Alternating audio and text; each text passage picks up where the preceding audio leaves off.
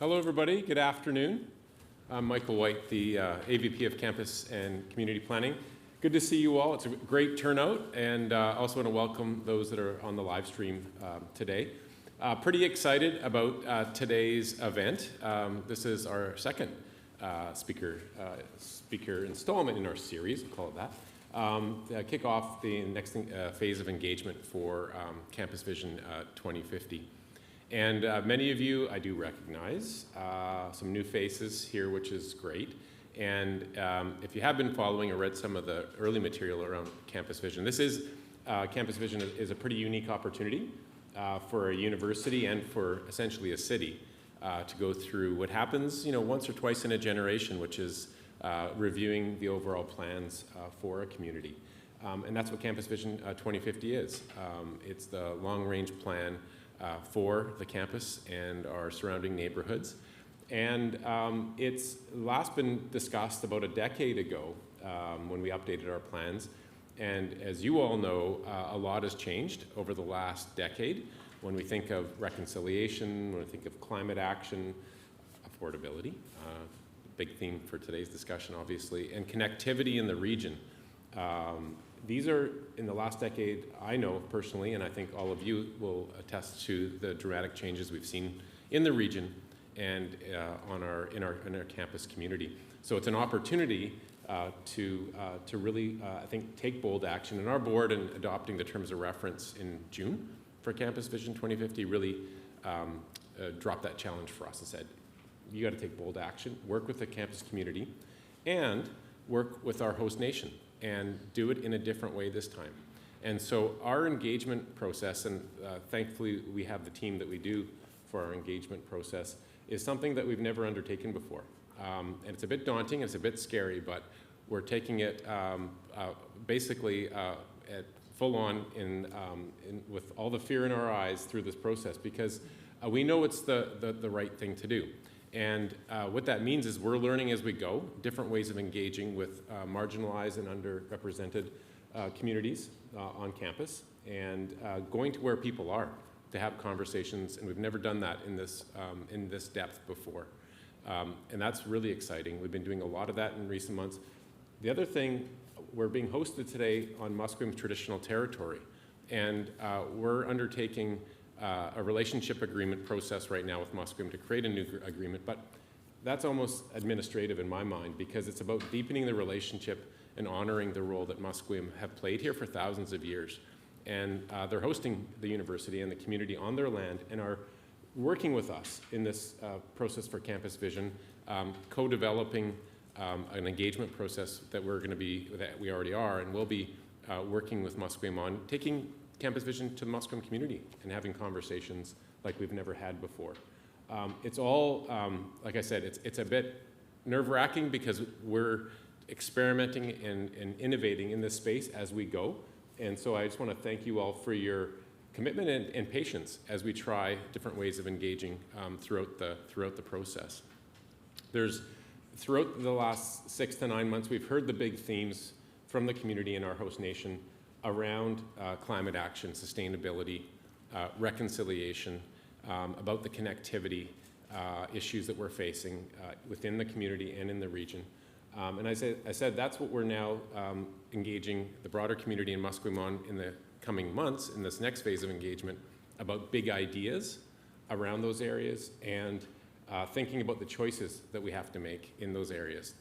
The final one, which is the focus of today's conversation, is something that we're hearing predominantly throughout the engagement, and as I would say the biggest issue around affordability. And that is something that has seized, I think, every family, every individual, and every government in this region, and I'm hoping beyond the senior levels of government, and something we're trying to address as best we can as a university and a campus community through this process. And so as we go through the engagement in the coming weeks, really want to invite you to reflect on today's conversation. And I'm really delighted to have our guest, Paul Kershaw, here today to present some of his ideas. And I think many of you will have heard of Paul or know Paul, and we're pretty lucky to have someone with this level of expertise and interest right here. And so Paul Kershaw is Associate Professor at the UBC School of Population and Public Health. I'm reading this so I don't get it wrong. And founder of Generation Squeeze, a nonprofit, nonpartisan organization that advocates for young people who today are dealing with the crisis of affordability in many facets of daily life. Dr. Kershaw is one of Canada's leading thinkers about generational equity. At the UBC School of Population and Public Health, he studies the evolution of the standard of living in Canada along with government policy adaptations. I'm going to welcome, that's enough? We're done, okay. I'm going to... The only person who cares now is my mother. Will your mother be on the I don't know live if I told her, but if I did tell her, definitely she would have. Yeah. Invite Paul to the stage, and we'll follow up with some Q&A after. Thank you.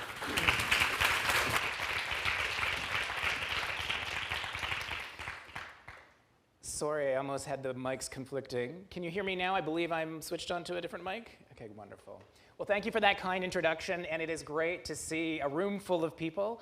It's great to see a room full of people interested in this subject, and after a couple of years of doing most talks online, it's just great to see a room full of people and do this with real live bodies, and I'm looking forward to the questions that are going to come afterwards. And to those of you who are in Zoom land, it's lovely to see you there as well.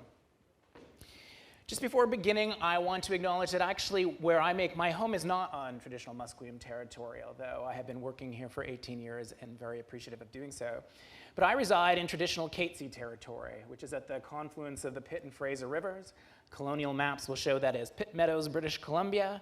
And on an evening when we're going to talk about building a community that might be affordable and building housing, I need to self-identify as a homeowner. A homeowner who in Metro Vancouver has reaped hundreds of thousands of dollars of additional wealth in my home as I've been watching TV, cooking, sleeping, and doing so on land that has never been ceded. So as we think about reconciliation, what that means on a campus in particular, where our thought leadership is supposed to drive conversations, I want to personally acknowledge that my relationship with the systemic harm of colonialism and my responsibilities to commit to truth and reconciliation are large and fraught.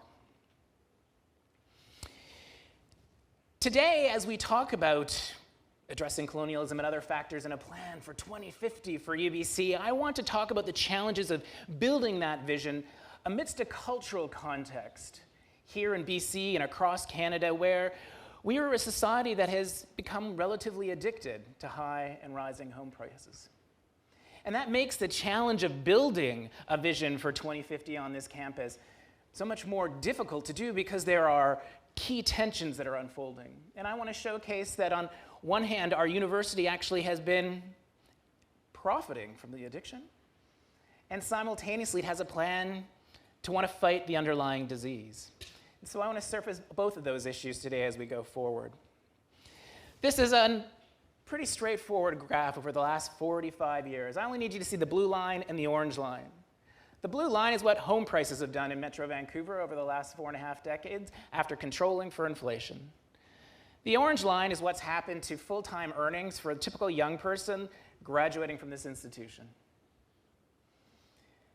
You can see there is a massive gap. Had we been building a plan back here for UBC, this would be a really straightforward plan to design. But we're trying to build a plan amid that massive gap where home prices are way up here, earnings are way down here, and the challenges that creates are so much greater because there's so many inequalities, so many advantages that some have reaped, so many disadvantages that others have reaped, and now the campus is trying to deal with that. Because I wonder, when you see this graph, do you think that our housing system is broken? Or do you think it's working excellently? Now, if you're someone who's interested in accumulating wealth through housing, and I already owned up to the fact that I'm a homeowner in Metro Vancouver, this is a system that's working beautifully.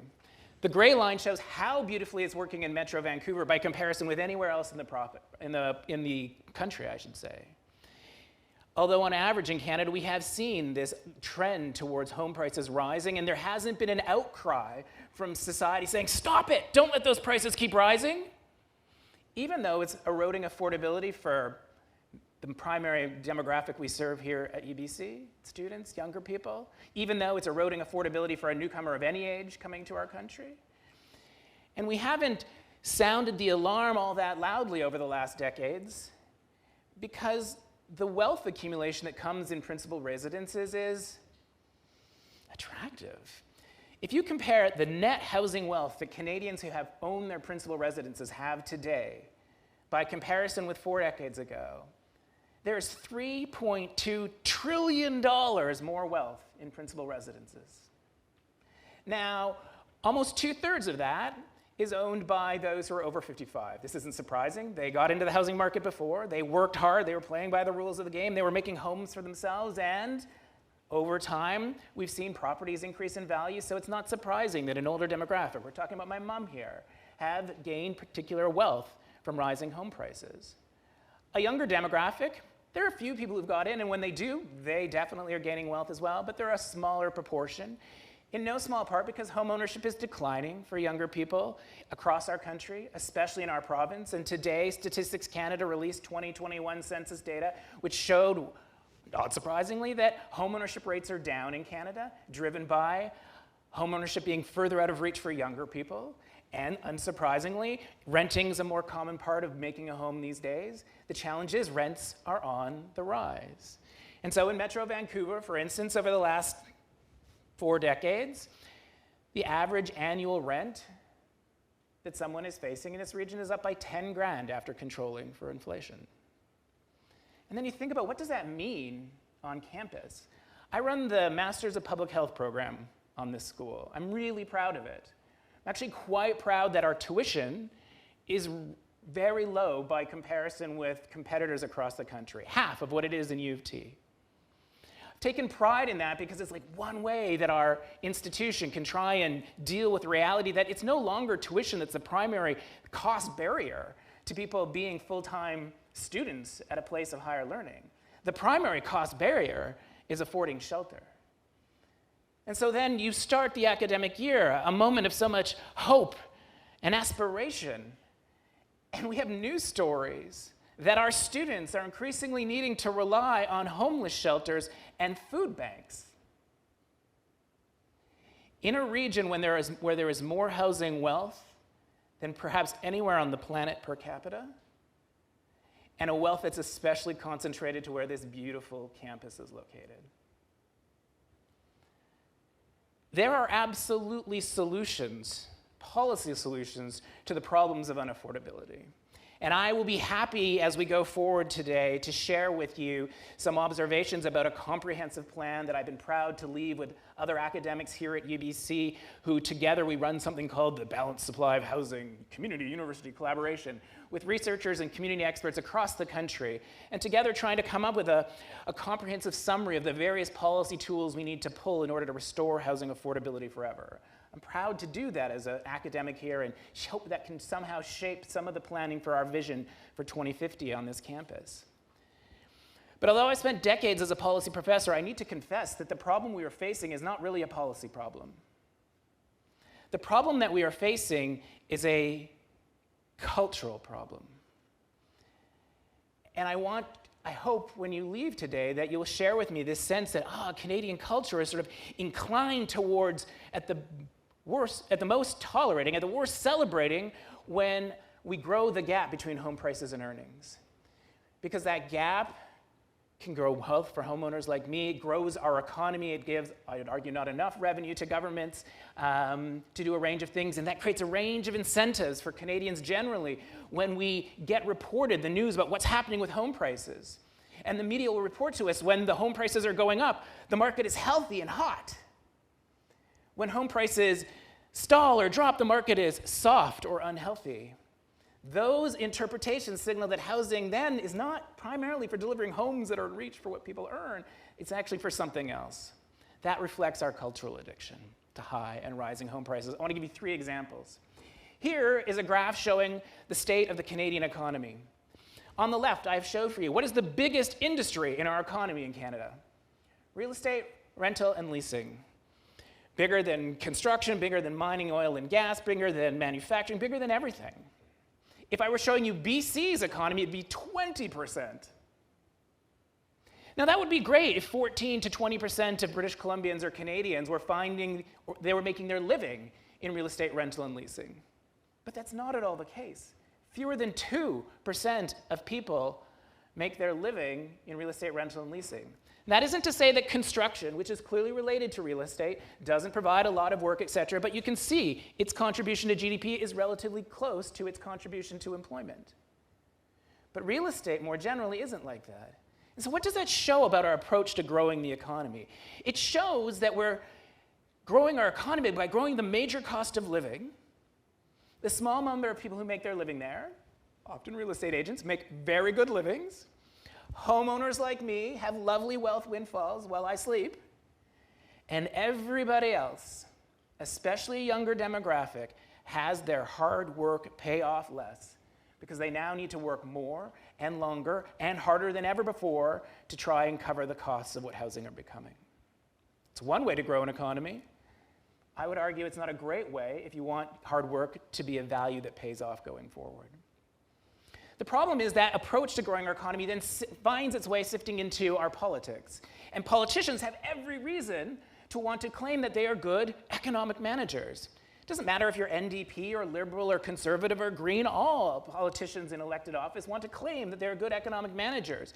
And when we want to claim we're good economic managers, we'll tend to point to one thing, one measure, our gross domestic product. And I just showed you housing was contributing to it.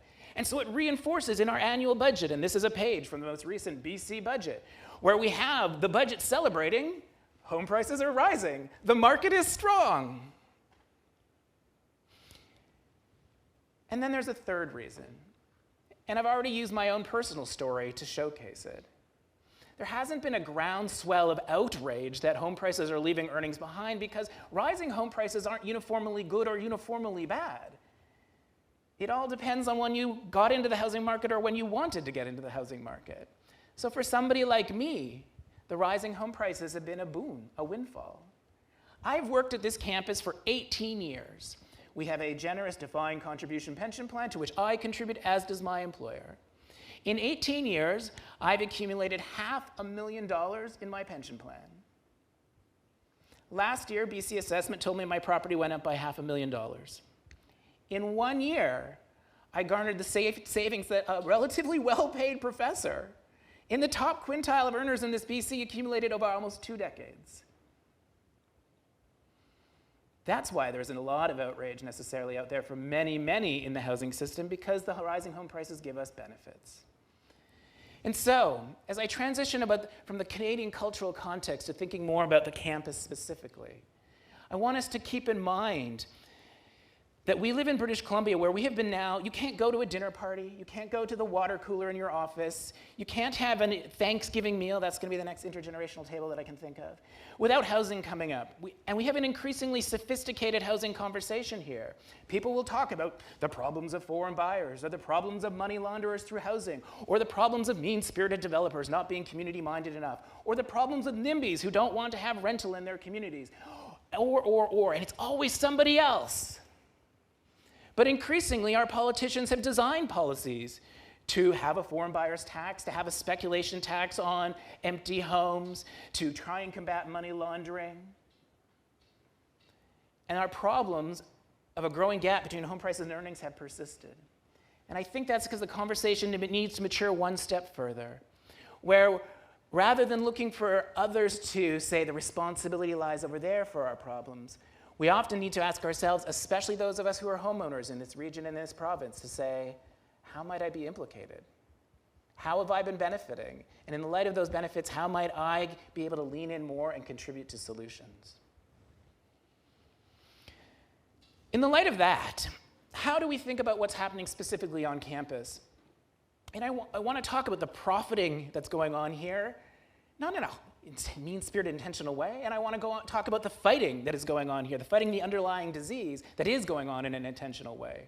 And I want to make clear from the beginning that the cultural addiction that I just described is not a problem of UBC's making, but it certainly is a constraint on its ability to devise a new plan, a new vision for 2050. It's constrained.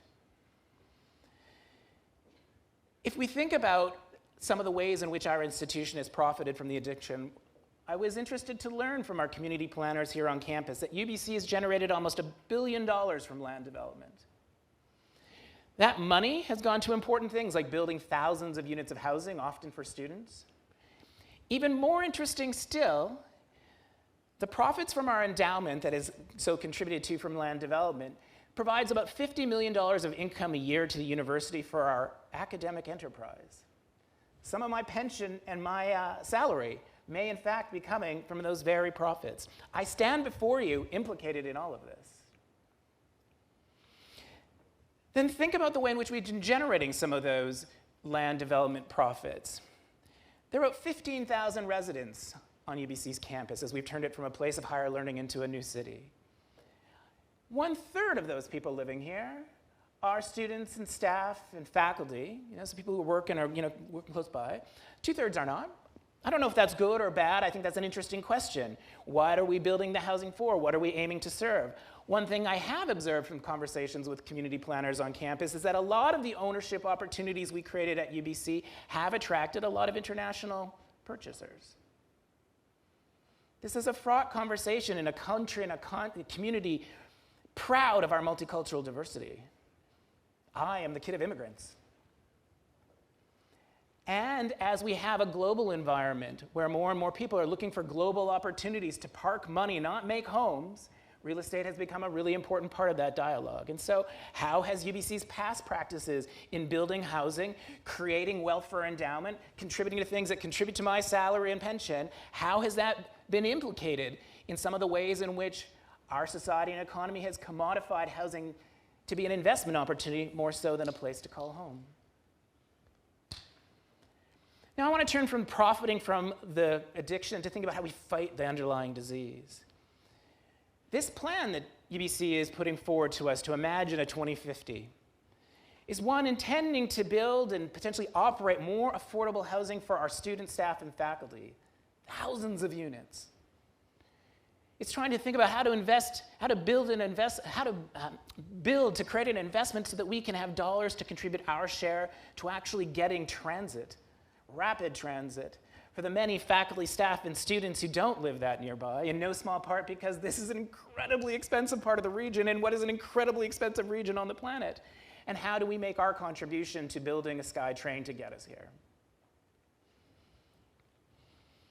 We've already talked about how we are unceded land of the Musqueam. And there is every reason for a First Nation to think about, I have witnessed so much development on the land that is unceded, that has gone elsewhere. If it's going to be developed further, I want to think about how those profits contribute to truth and reconciliation. And I think on a place of higher learning where we are at the cutting edge often of having some of the most provocative conversations about what decolonization looks like, what acknowledging the inherent rights of First Nations, Métis, and Inuit people looks like, that we need to have a vision that embraces being at the cutting edge of what that would look like. And I think because we are a place of higher learning, we also have an opportunity to use our collective thought leadership to articulate a vision for our campus that might share for other people the opportunities to disrupt the broader cultural addiction that exists in Vancouver and BC and Canada for home prices continually rising. And might we be able to devise a plan for 2050 that models an alternative to that addiction? And so I want to bring you back to the comprehensive plan to restore housing affordability forever that colleagues at UBC and elsewhere and I have put together. And a good plan, I think, always starts with a goal. And one thing I would observe up front is that when we think about 2050, that's a goal that's a long ways off. For many who are struggling right now to afford to come to this school without having to rely on a shelter or a food bank, 2050 is not really going to do it for them. So I recommend having some more incremental goals. One of which I would encourage would be the 2030 goal articulated by the Canada Housing and Mortgage Corporation. That in this country, by the end of this decade, every resident of the country should be able to afford a home that meets their needs. And when I've said 2030, I've often had people laugh, that's too far off in the distance. We got urgency next year. And so just keep that in mind as we're planning 2050. And what are our incremental steps? It's the same as with climate change. If we're thinking about net zero by 2050, that's fine, but the urgency is now, what incremental benchmarks are we going to hit? In addition to thinking about a goal, I also often think that plans need values. And so at the top of this, I identify 3 values that are pretty common in the housing dialogue these days. Our national housing strategy, and I think it has some weaknesses that I'll highlight toward the end, our national housing strategy does increasingly acknowledge that housing is a right. What does that mean on a campus where my grad students are having to go to a food bank because they can't afford their rent? How can they be the best and brightest and live up to all that potential if they are hungry? Make room for everyone. I hear that language in the vision being put forward already by the 2015 plan, so I see that value already baked in. And the last one, this idea of homes first, investment second. It's the idea, what do we want housing for? And this is, there's always going to be an investment component to a commodity that is housing, but housing's a special kind of commodity. And so how do we prioritize the home first being more important than the investment? It doesn't rule the investments out, but there's a ranking there. There is no silver bullet to achieving that goal or implementing these values. There's no one thing we can do, but there are a range of policy tools that we can pull simultaneously, and we'll take our thinking about using every tool in the toolbox. And now with the time that remains, I want to water ski over a few things. A draft vision for 2050 is that over the next 3 decades, this post-secondary institution come city will welcome another 20,000 people living in 9,000 units. As we think about building that out, we have an opportunity. Like, are we scaling up the non-market side of the housing, or are we scaling up rental housing? As much as possible, given the needs for the people who study and work here as staff, I would encourage us to try and prioritize the non-market side of the equation as much as is possible. Because we can't keep having stories at the beginning of an academic year that talk about the food banks and the homeless shelters that are now part of a student's life. Even if we tremendously grow on campus non-market housing, even if BC imagines doubling it, we go from 6 to 12% of our housing in the province, or tripling it to 18%, or quadrupling it to 24%, you will still have the majority of actors needing to rely on the regular market to service them for housing. And so I think especially for our faculty members who are among the more affluent in the province, it can be for many a faculty member a challenge to make a go of it here. But I think thinking about building rental housing here, market rental housing here, market ownership housing that is going to be thinking we got to do this in a way that faculty can afford, I think that's a great thing to consider. The non-market housing, I do think the staff and the students disproportionately need to be privileged. And as we build the market side of the equation, let's imagine how we develop that in partnership with the Musqueam so that profits do contribute to reconciliation. And if you see in the middle of the fix the regular market, at the top I have there, reduce harmful demand. We have a sophisticated conversation in BC about when people buy a home and leave it empty. We have a sophisticated conversation about when people are buying homes as investment opportunities more so than making them places to live. I think we need to think seriously about how well has UBC been doing that in the past, and how can we increasingly prioritize the home size and discourage building housing simply, first and foremost, for investment purposes. But if we're really going to fix housing's dysfunctional system in Canada, in BC, and in this region, we're going to have to take on the right-hand side of our plan, which is this cultural addiction that I've featured through my comments so far. And I wonder, BC can't solve this problem, but how might it contribute leadership to breaking the addiction? Might the 2050 vision actually include the commitment, we're designing a plan where we don't expect home prices to go up. In fact, we don't want them to go up. Could you imagine being that bold? Could you imagine then developing a plan to advocate for post-secondary education funding that does not rely on your needing to commodify housing in order to service your academic mission? I can, and as a professor, I would encourage you to do so. I'm willing for my salary not to go up if that actually can be a goal that we achieve. Now, this column talks about a range of things, about inflation issues and about tax issues, and they're, I'll be honest, too complicated to go through in the few minutes I have left, but I'll water ski over a couple of highlights. UBC doesn't need to take a position on this, but it might be worthwhile pointing out because there's a lot of research going on here that highlights it on a regular basis. Canadians respond to public policy incentives. We'll often put our money where they can have the best after-tax return. And our public policy in Canada absolutely incentivizes Canadians to think of housing, our principal residences in particular, as a good tax-sheltered investment. Because when I come to work today, and anyone else here in the room who's gone to work, about 100% of our earnings will be subject to taxation. If we take some of those earnings and after tax and we invest them in the stock market, about 50% of our return on investment from the stock market will be subject to taxation. But as an owner of a principal resident, nearly none of my wealth windfall, which now over the time of owning it is about $1 million, will ever be subject to taxation. If you want to understand why Canadians commodify housing and think about it as an investment as much as a place to call home, that policy is right at the heart of it. When people move money to offshore tax shelters, we often think that they're cheating Canadians. But we've normalized the home ownership tax shelter so much, we're not seeing that we're cheating younger Canadians, our kids and grandchildren, from the opportunity to make a secure home. And yet it's so implicated.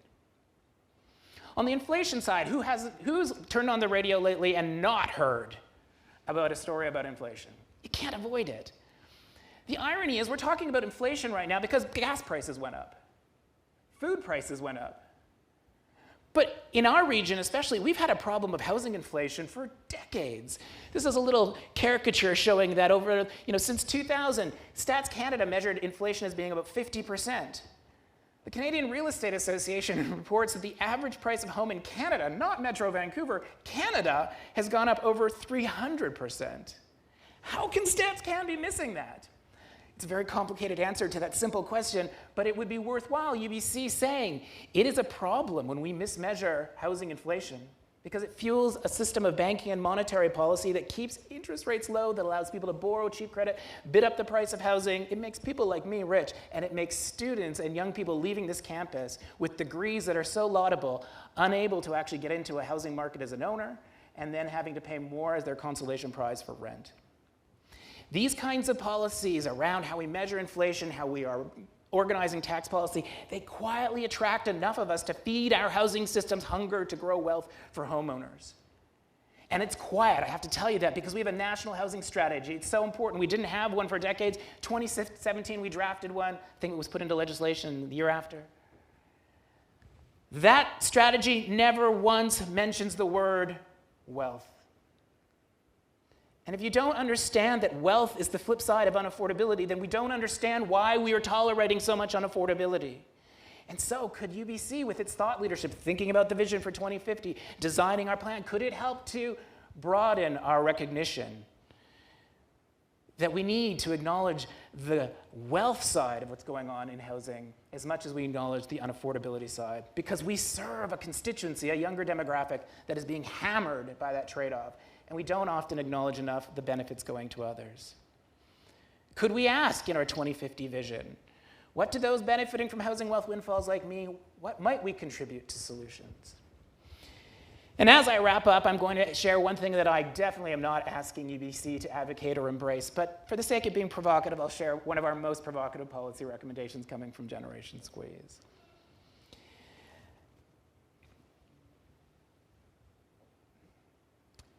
Could you imagine a world in which the top 10% of Canadian homeowners were asked to contribute slightly more in taxation based on the value of their housing and not just solely in terms of what they earn from income? Could you imagine someone in a $1.1 million home being asked to pay a couple $100 more per year? Could you imagine somebody like me who's in a home that's between $2 and $3 million being asked to contribute $4,000 or $5,000 more a year? Keep in mind that someone who makes about 60 grand, that's a sort of median earner in Canada, is paying $13,000 easily in income taxes every year. But housing tends to go sheltered from taxation. Now, you might have come to this campus over the past years, pre-COVID, because I think the signs came down, but there were big red signs out there talking about an angry school tax. A school tax that asked people who had a home value over $3 million to contribute slightly more. I will confess I was involved in proposing that idea. And this idea would actually bring the threshold down still further, more to around that $1 million range.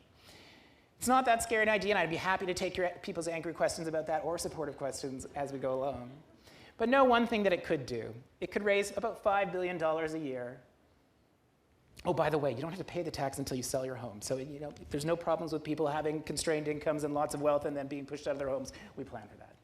But it would create about $5 billion a year, with which we could contribute partly to UBC.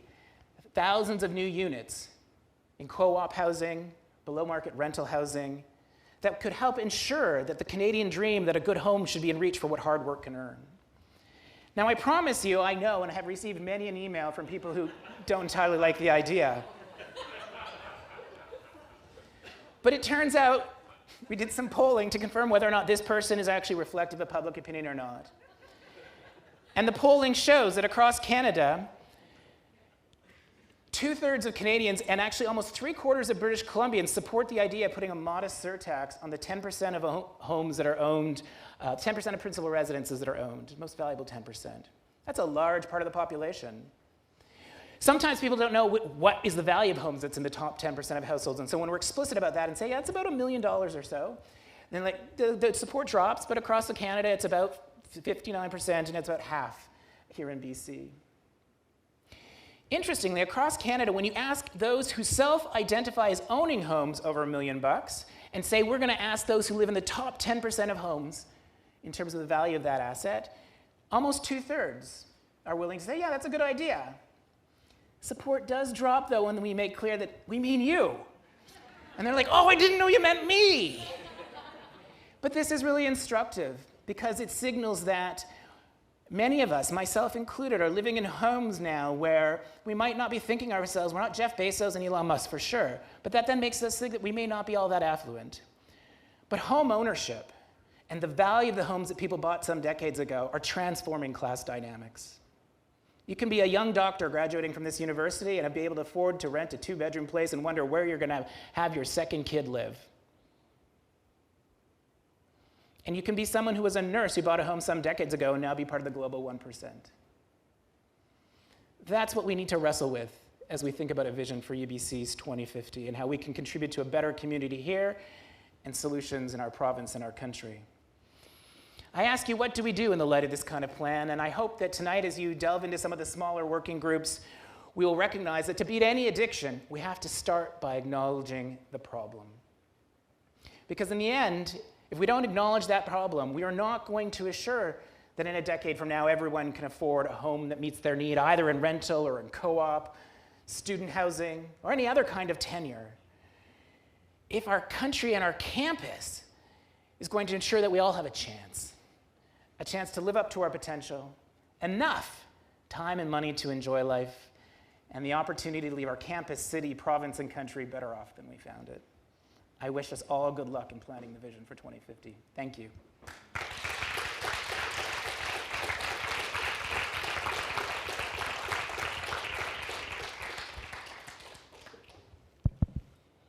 Well, I said we were engaging in a different manner in this process. Thank you, Paul. That was extraordinary, and I love the provocative nature of the discussion, and I love the challenge that Paul's putting before us. And I also appreciate you recognizing that we are a player in a system. What can we do being a player in the system with those systemic issues? But you're also saying there are things we can do. We would love to hear from you. We have Paul ready to take questions. And there are microphones on the floor. I can also come around with the mic if that's more appropriate. I do have, while we wait for your questions, I do have one for you, Paul, to get things started. In the context of this discussion, whenever we read the news around the issue, there is a very strong voice and a contingent that talk about the supply solution. And that flooding the market effectively with basic economic principles will have a huge impact on affordability. Can you just reflect a bit on that? Yeah, that's a great question. So I hope, let's just actually go back a couple slides. Let's go show the diagram. Okay, so this diagram is trying in many ways to embrace the logic that there are important supply-side solutions. And so there is absolutely no doubt that we need to be thinking about how do we grow density in our community. Because we'll do especially well if we add housing where we've already got residences in no small part. Because if we're going to go and take more industrial land, or especially more farmland or more green space, we're going to run amok with some of our climate change problems. So thinking about how we add density in areas that are already zoned for housing and whatnot, I think that's a really important place. I think as we think about adding supply, we need to ask what kind of supply are we adding? Because there's no doubt that Vancouver has been building a decent amount of supply by, by historical standards in recent years. But a lot of that supply is like a studio apartment. Do they even have one bedroom sometimes? And so we're building apartments that, yes, the price point is more in reach. I get that. But it's not building the kind of housing that anyone wants to raise a family in. And so are we building the right supply? And as we're building that supply, are we taking the opportunity to know that our building structures are hugely important for carbon emissions, and are we building the energy efficiency into it as we do? So there's absolutely an important supply-side conversation that we need to have, and it will run ground on some NIMBY, not in my backyard considerations, and I will be a voice to say, oh, we need to overcome some of those concerns. And I will also say there's so much more than supply. And that we need to talk about, the kinds of the tax policy that I talked about, a range of other things that contribute to harmful kinds of demand and that incentivize us to want home prices to rise. Actually reflecting on the remarks I gave tonight, I don't think I said perhaps the most important thing. In the vision for 2050, what do you want to happen to home prices on this campus? Do you want them to rise? If we don't have that question answered, if we don't have clarity about that, I don't think we have anything. Because then we don't know how to organize our policy tools to achieve something. We're not sure what the benchmark is. We can talk about affordability, and Stats Can published another thing today showing that, affordability is, this many people are in core housing need. But the crazy thing about our measures of housing affordability in Canada right now is they don't measure housing costs. They measure how much people pay. That bugs me. As home prices are going up and up and up, younger people in particular are constraining their expectations. And so they'll pay more and more to have less and less, whether it's a smaller place with smaller bedrooms and not access to the ground, and you're going to go send your kid to play on the balcony rather than the yard, and it probably will be further from where you work and study unless we can build more here on campus. We have to ask ourselves, what do we want from housing prices? I would urge us to imagine an economy that said, we're going to grow our economy, we're going to grow our campus, we're going to grow the operational business model for UBC around a vision that does not depend on home prices continuing to rise. That's not just supply, it's supply and demand.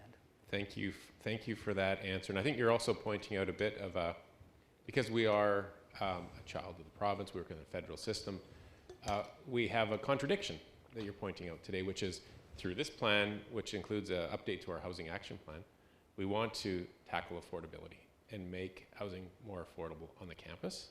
And we have a number of ideas how to do that. And at the same time, we are suggesting increased revenue from leasehold housing because we can't build student housing without it, for example.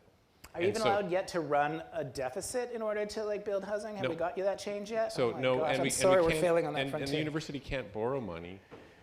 So that's what I mean. Are you able to borrow? So we need the leasehold revenue to build, to finance the student housing.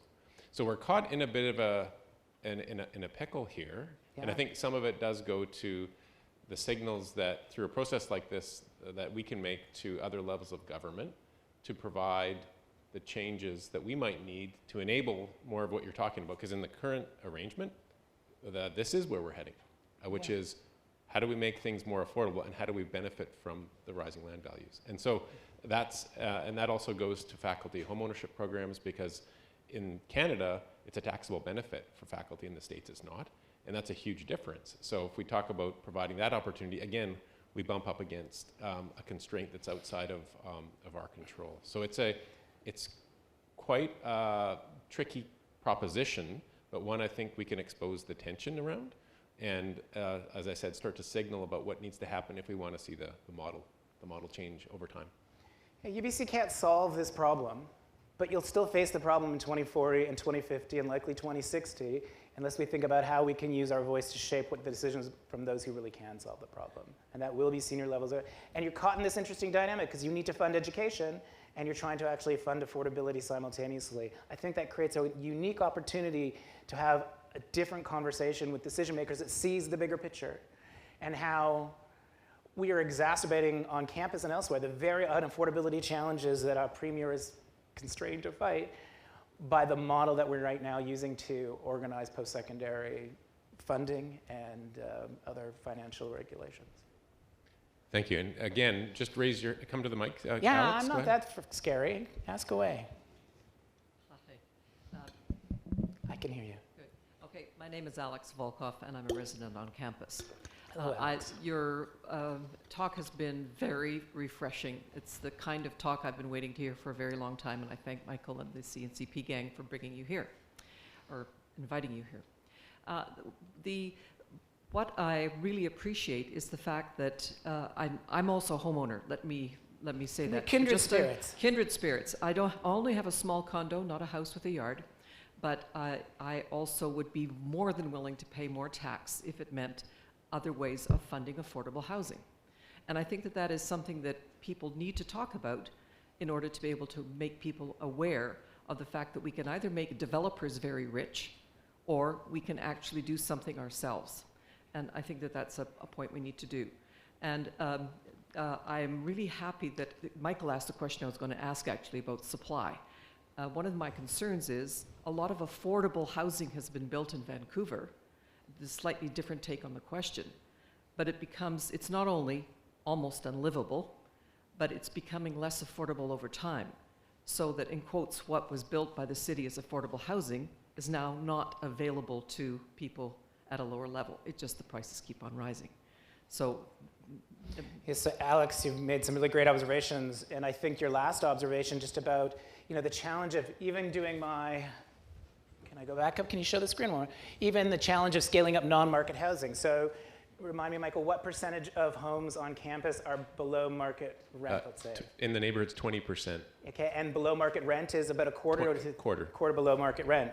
Yeah, but when market rent is so freaking high, a quarter below actually isn't all that much in reach, especially for a student population that is giving up full-time work opportunity to study full-time. And so we are in this pickle. And that's why this is not, there are policy solutions to this, but it is a broader cultural problem that we need to discuss. What do we want from housing? What will we be comfortable seeing housing do in the years ahead? We don't have much of a narrative that says anything other than when housing stalls, that's bad, the market's unhealthy. But if you care about affordability, that's exactly what we want. Imagine it stalled indefinitely and earnings slowly but surely kind of crept back up a little bit compared to where we are now.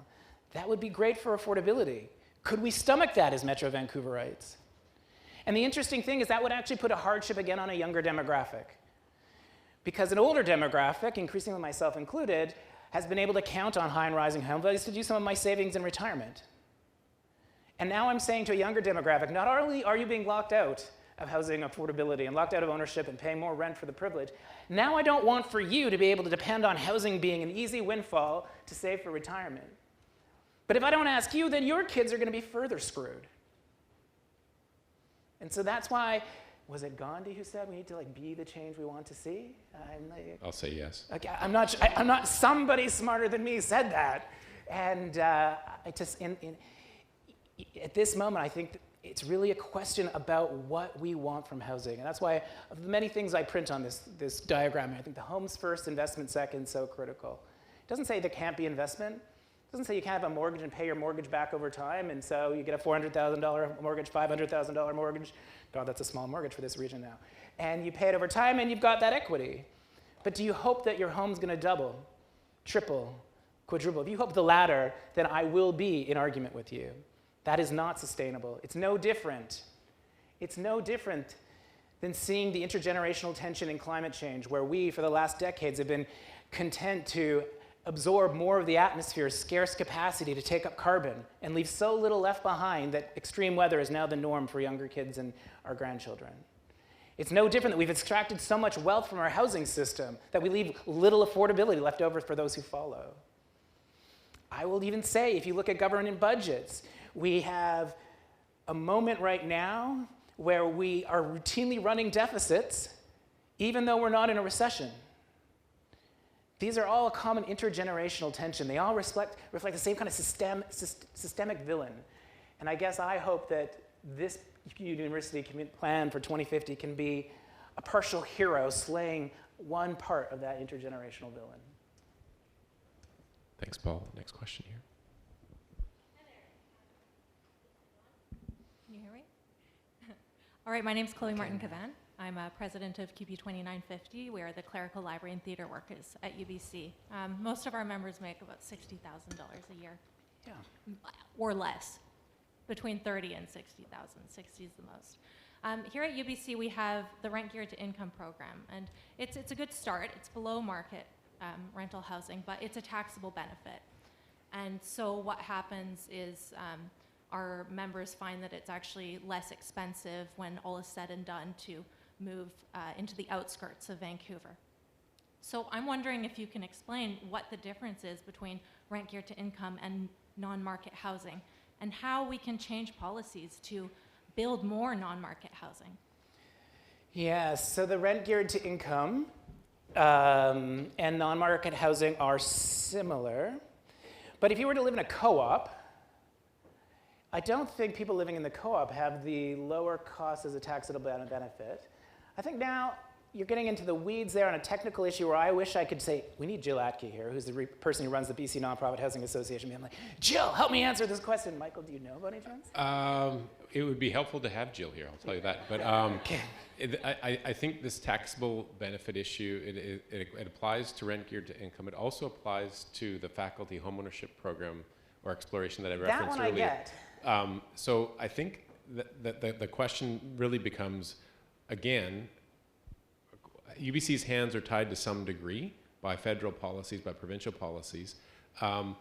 Does that mean that we shouldn't try expanding that program in the meantime, or find innovative ways to try to extend affordability on campus? I think that's the question, because I think the rent geared to income program has only had partial take-up in the last few years, and I think you're pointing out one of the major reasons why. So tackling that again, and I don't mean to belabor the point about being stuck in a system, and these are systemic issues. So within the bounds that we have with 2050 and that Housing Action Plan review, what are the ways that we can extend affordability and provide more affordability? I think that's the challenge that we're facing. So long as you also take on the challenge of thinking about how do we build this plan and push back against the senior levels, the senior policies that are setting the rules for the game. And so I'm embarrassed that I can't answer your technical question as adequately as I'd like, but there's a lot of nonprofit housing where I never hear anyone asking that question. So there must be ways around that we can think about it in an imaginative way. And Jill Atke at the BC Nonprofit Housing Association would be a great resource and has a good staff team to help be a partner with UBC in thinking about how to do some of this work. Lovely person in the back of the room.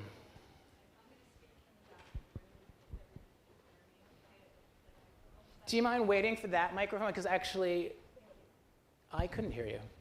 Can you hear me now? I can, so much better.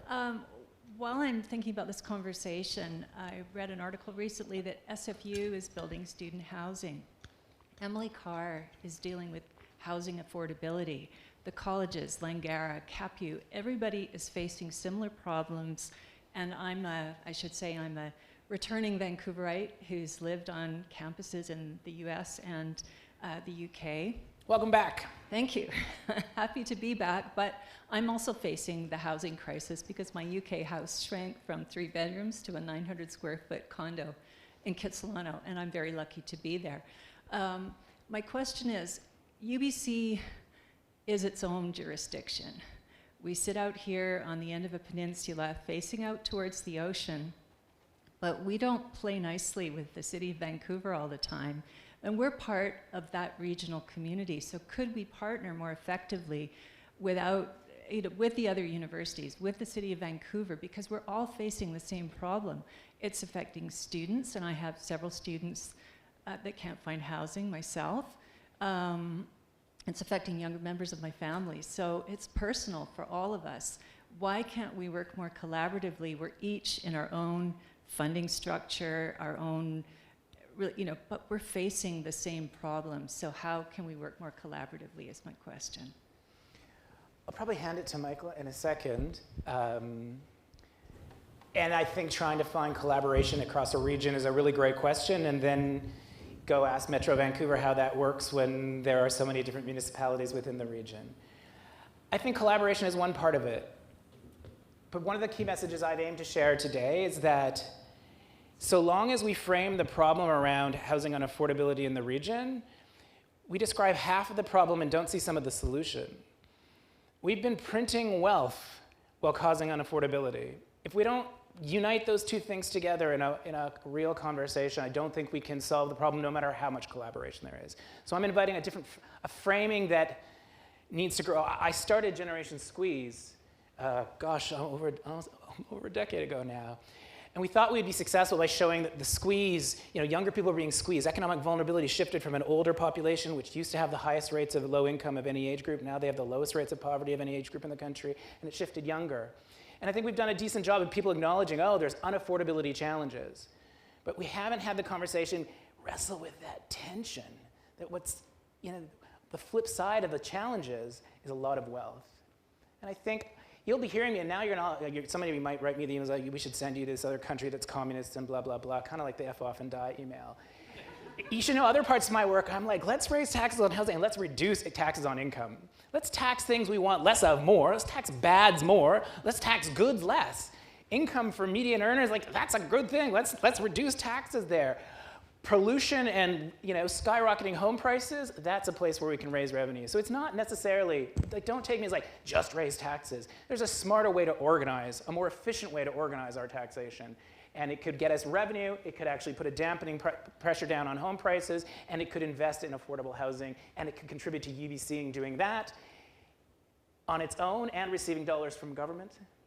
And with that, I'll pause because you probably have more to say around the collaboration. Well, I think the only thing I would add is I think that's a very good question, as not so much as how we're partnering across the region, but what the policies are that are applied consistently across the municipalities of the region. So through Campus Vision 2050, the board said, we want you to explore a doubling of the residential population.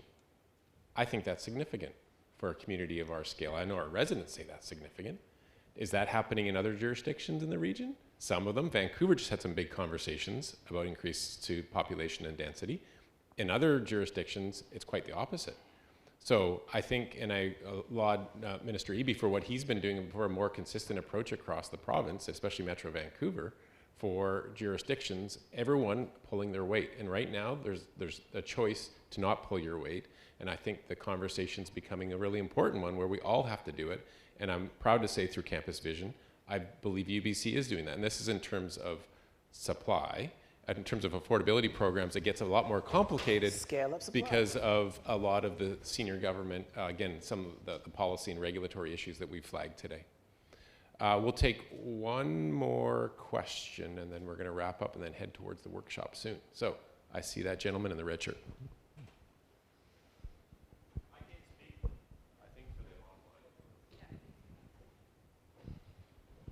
Oh, well, really quick, I really love the presentations, amazing, all the ideas. That is one thing I think you talked about, how the younger generations are being facing the problem that is growing. Squeeze is the word I use in polite company. Fantastic. I'm interested to know if you reflect also about the context of newcomers in this situation, because I think that's one of the ways the population in Canada is growing and also changing. And yes. I think they are also impacted in some ways, but it's not necessarily connected to age. Yes. So if you look at the data, there is absolutely a growing problem of housing unaffordability that cuts across age groups, but I'm today saying the data show it disproportionately falls to a younger demographic. Does that mean that you don't have a retiree that will be struggling with housing unaffordability? Absolutely we do. In fact, 25% of seniors are renters, and many of them will face the same kind of squeeze that a younger demographic starting at the university will. Now think about a newcomer of any age. The squeeze, the financial hardship caused by this massive gap between home prices and what our full-time work pays in this country is a reality for somebody starting in our system. So many will start because they're younger, and that's just the biological reality of the life course. But a newcomer of any age is going to be facing that. This gap between home prices and earnings is eroding the ability for Canada to have a good story for immigrants. And I have a lovely colleague named Umair who is, regularly would tell me his story. And so his family came to Canada when he was 9. His father was struggling to land a job at first, so went and got a master's degree at the University of Waterloo. The time when he was at Waterloo, if we inflation adjust his rent, it was $700 in today's dollars. That $700 paid for a rent for a family of 5. He got the master's degree, got the credentials that are so often needed in our country because they're local credentials, and then has raised a remarkably wonderful family. Umair, who also has a graduate degree now, and a lovely baby named Yassine, just turned 2, he'll never be able to afford home ownership. The immigrant stories, you come and you make sacrifices to come to a new country so your kids can have a better life. The irony is this gap between home prices and earning is eroding the way that immigrant story can pay off, because the cost of housing, which might have been in reach for someone who, someone who was doing more blue-collar like work, or more common for a newcomer, and then they get their kid their education, and the education can't buy a income that's anywhere near what housing now costs. This is another example of how we've built a country that's tolerated home prices, leaving earnings behind, and the consequence, maybe I didn't say this explicitly, the consequence is hard work doesn't pay off like it used to. Is that what we want? Do we want a society to continue tolerating hard work not paying off like it used to? I think we're a country that values that norm of hard work. And so how do we go back to setting the stage to say, in the years ahead, by 2050, gosh darn it, we want hard work to pay off again like it used to. That's a long enough time horizon. It won't get there by 2030. It'll take a while, but I love your question. And so as you hear my generalizations, there is an age tension. There is a very big generational tension, but that can mask over some individual stories, and we need our heads and our hearts to be charitable and open more generally. And that's why can I ask, who's like me and a homeowner in the room? Yeah, a few of you. I don't know if you like me or not right now. I'm assuming some of the guys, maybe these guys at the front, I don't know about that guy. But I guess I actually have a message in particular for us. What do we owe? How can we lean in? Because we're often trying to figure out the solutions for those who are being harmed and asking those being harmed to come up with the solution, when in fact I think much of the solution needs to come from those of us who've benefited, thinking about how we can lean in and contribute. Maybe that's a nice way to end the questions. I think that's a very good way to end the questions. Before we give Paul a big thank you, I just want to invite you. We do have the workshop tonight, this afternoon. So if you're not registered, you're more than welcome to stay and engage in that workshop, to talk about the big ideas that are emerging, talk about some of the choices that are emerging, and to reflect on what we've heard today when it comes to the issue of affordability in Campus Vision 2050. If not, go to our website, because there's a lot of different ways to engage in the coming weeks, and we really want your participation. Same for you online. And with that, I do want to just, before the final thank you to Paul here, this is the nature of the conversation that we're entertaining. I said at the beginning it's a bit scary for us, and that's good. This is a good conversation to have. It's fraught. That means not a lot of easy answers here, but that means we're going through it together. And so with that, Paul, thank you so much for the stimulating presentation and the excellent Q&A and discussion. And hopefully, Paul, you'll stay engaged as well through this process. I commit to, yes. Thank you very much.